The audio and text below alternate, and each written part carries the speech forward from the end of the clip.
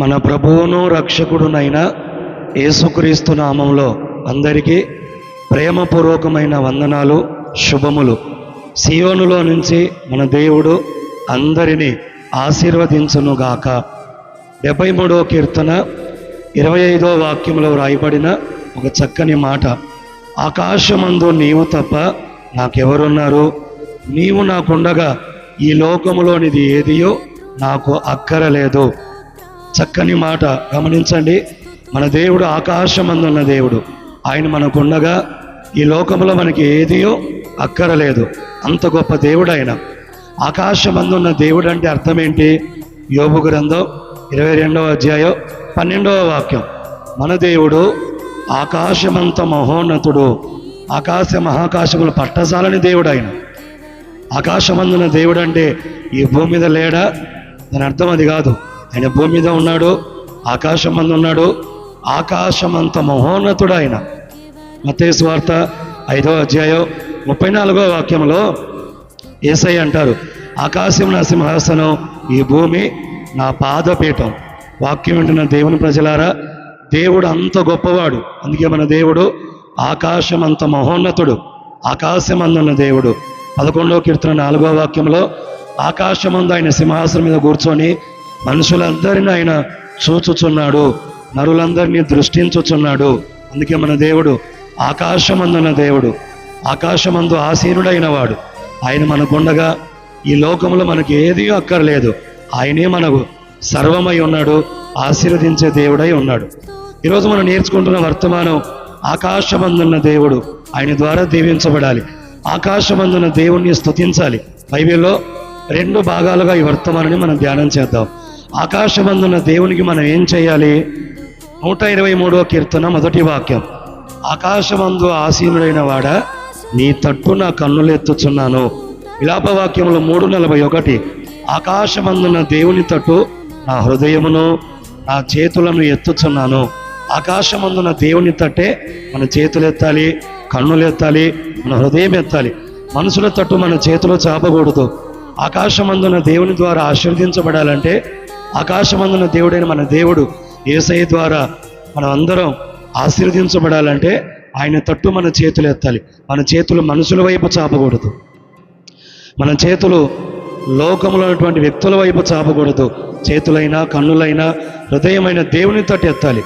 2వ రెఫరెన్స్ 136వ కీర్తన 26వ వాక్యం, ఆకాశమందున్న దేవునికి కృతజ్ఞతాస్తుతులు చెల్లించాలి.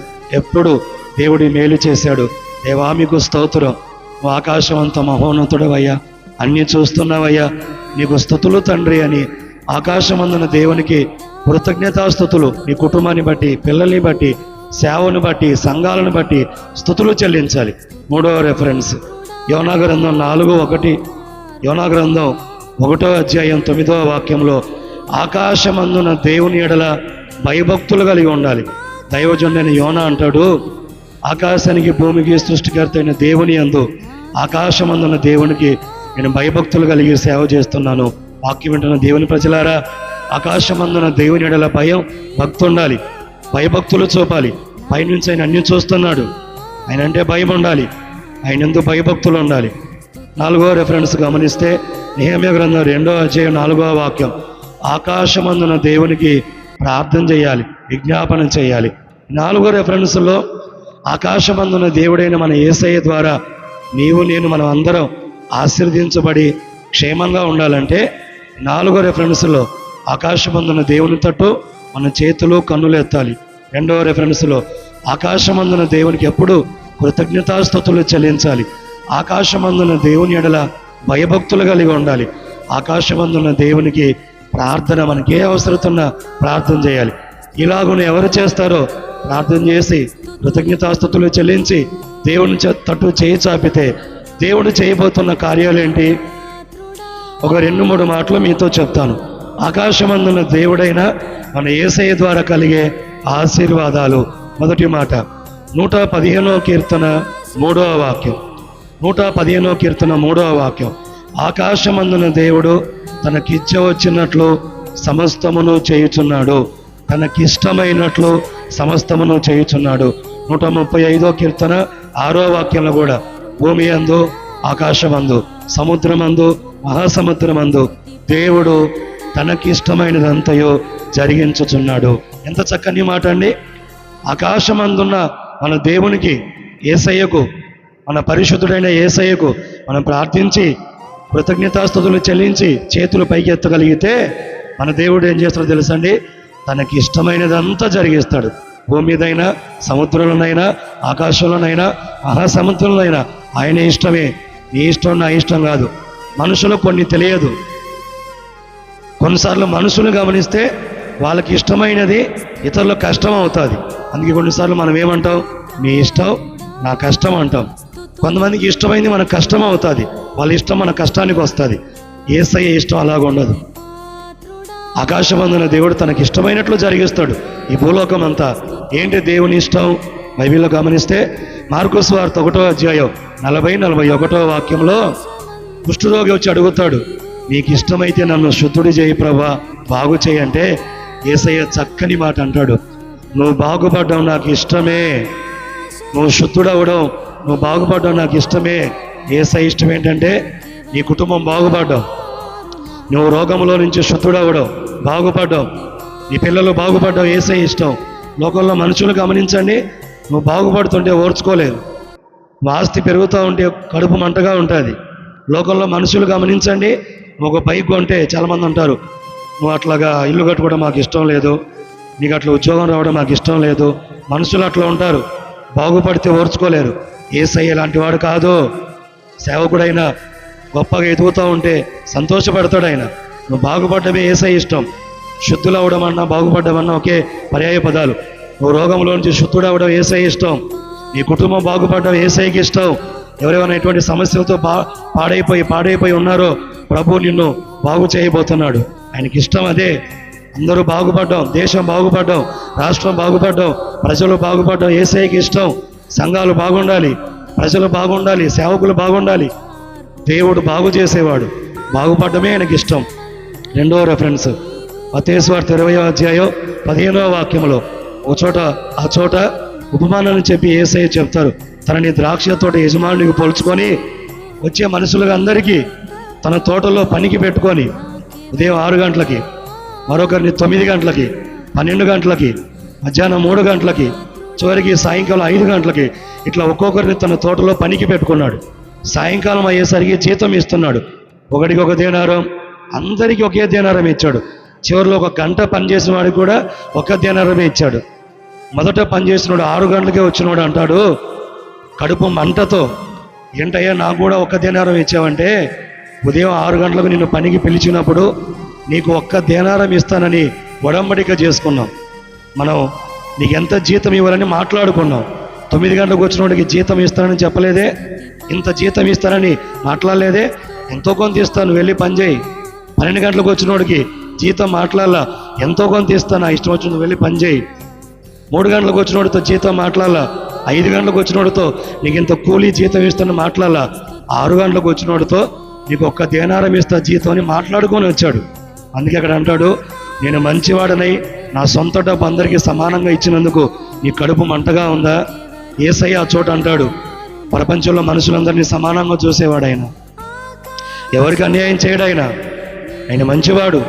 లోకంలో చాలామంది దేవుడు మంచిగా అందరినీ దీవిస్తూ ఉంటే కడుపు మంటగా ఉంటుంది. వీళ్ళు ఎదిగిపోతున్నారు, వీళ్ళు బాగా సేవ చేస్తున్నారు, వీళ్ళు బాగా ఇల్లు కట్టుకుంటున్నారు, వీళ్ళు బాగా ఆశీర్వదించబడుతున్నారని. మన దేవుడు ఆయనకి ఇష్టమైంది ఏంటంటే అందరినీ సమానంగా చూడడం, సమానంగా పంచివ్వడం. నిన్ను, నీ కుటుంబం, నీ పిల్లలు, నీ బంధువులందరికీ, ప్రపంచంలో సేవకులు, విశ్వాసులందరికీ సమానంగా అందరినీ దీవించునుగాక.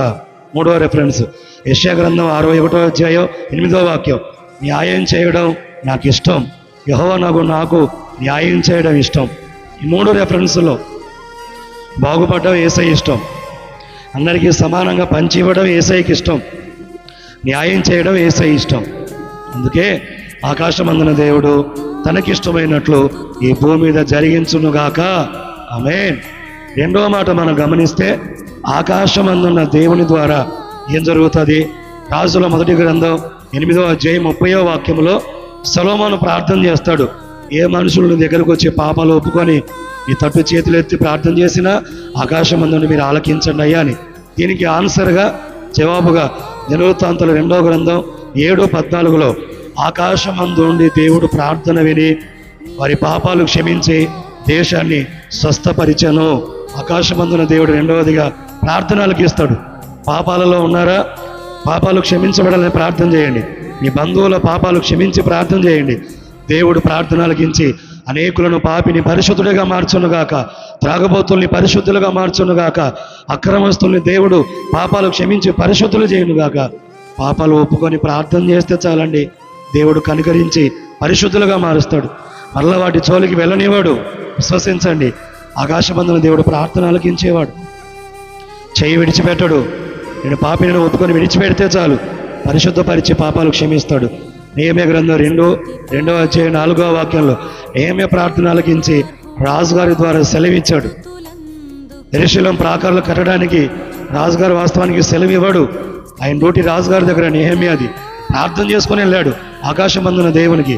వెంటనే దేవుడు రాజుగారి మనసును మారిస్తే రాజుగారు యెరూషలేము ప్రాకారాలు కట్టడానికి నెహెమ్యాకు సెలవిచ్చి తాకీదులు రాసి సంతకం పెట్టి నీకేం కావాలో తీసుకో, ఎన్ని రోజులు పోయిస్తావు పోయిరా అని రాజుగారు సెలవిచ్చాడు. దేవుడు ప్రార్థన ఆలకిస్తే రాజులు సంతకాలు పెడతారు. దేవుడు ప్రార్థన ఆలకిస్తే నీ పిల్లలకి ఉద్యోగాలు వస్తాయి. అలాగే అధికారుల ద్వారా ఎక్కడ సంతకం పెట్టాలని కార్యం పని జరగాలో దేవుడు అలా చేయిస్తాడు, అద్భుతం చేస్తాడు. మన దేవుడు ప్రార్థన ఆలకించేవాడు. అదే నెహెమ్యా గ్రంథం 9:27 శత్రువుల చేతిలో జడిపించాడు ఆకాశమందున దేవుడు, కాపాడాడు, మేలు చేశాడు.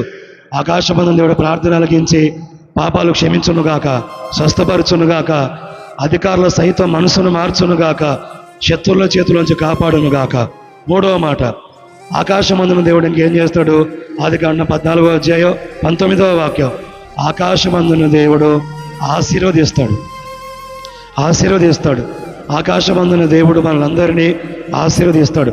రాజుల 2వ గ్రంథం 7వ అధ్యాయం 2వ వాక్యంలో దైవజనుడైనటువంటి ఎలీషా వెళ్ళి ఆ చోట ఒక మాట చెప్తాడు.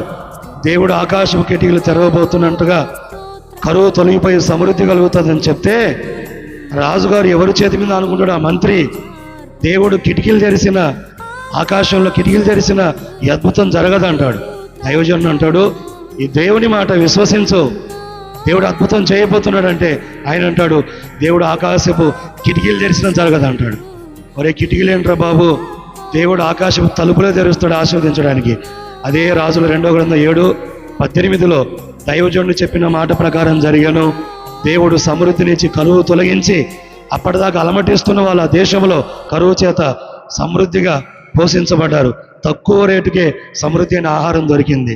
దేవుడు ఆకాశపు తలుపులు తెరుస్తాడు పోషించడానికి. మలాకి గ్రంథం 3:10 ఉంది, మీరు నమ్మకంగా బ్రతుకుతున్నారు, నేను ఆకాశపు వాకిళ్లను విప్పి పట్టజాలని దీవెనతో మిమ్మల్ని నింపుతున్నాను. దేవుడు మన కొరకు కిటికీలేం కర్మ, తలుపులు తెరుస్తాడు. అవి ఆకాశపు తలుపులు. అక్కడ రాజుల గ్రంథంలో మంత్రి అంటాడు, దేవుడు కిటికీ తెరిచిన ఈ కార్యం జరగదని. కిటికీ కాదు, కిటికీ కంటే తలుపు పెద్దది. దేవుడు వాకిల్ అంటే తలుపు తెరవాడు. ఆకాశపు వాకిలు వేపి నీ కుటుంబాన్ని దీవించబోతున్నాడు, ఆస్వాదించబోతున్నారు. ఎవరు అనుమానిస్తున్నారో ఈ కార్యం జరుగుతుందా, ఇంత కరువులో, ఇంత అప్పులలో, ఇన్ని సమస్యల్లో అని అనుమానిస్తూ ఎవరైనా మాట్లాడుతున్నారేమో, వాళ్ళ కళ్ళ ముందే దేవుడు ఆకాశపు వాకిలు విప్పి ఆకాశమందుని ఆశీర్వదించబోతున్నాడు, సమృద్ధిని ఇవ్వబోతున్నాడు. కీడు తొలగించునుగాక, దరిద్రత తొలగించునుగాక, శాపం తొలగించునుగాక. ఈ 3 మాటలు ఆకాశమందున దేవుడు మొదటిగా గమనిస్తే తనకిష్టమైనట్లు చేసి, తనకిష్టమైనట్లు అందరినీ బాగు చేసి, తనకిష్టమైనట్టు అందరికీ న్యాయం చేస్తాడు. 2వ మాట, ఆకాశమందున దేవుడు ప్రార్థన ఆలకించి పాపాలు క్షమించి స్వస్థపరుస్తాడు. 3వ మాట, ఆకాశమందున దేవుడు అందరినీ ఆకాశపు వాకిళ్ళు వేపి ఆశీర్వదించునుగాక. అందుకే ఆకాశమందున దేవునికి స్తుతి చెల్లిద్దాం, ప్రార్థన చేద్దాం. ఆకాశమందు నీవు తప్ప నాకు ఎవరు లేరని యేసయ్యతో చెప్తాం. ఈ మాటలు మన జీవితంలో నెరవేరునుగాక. ఆమేన్.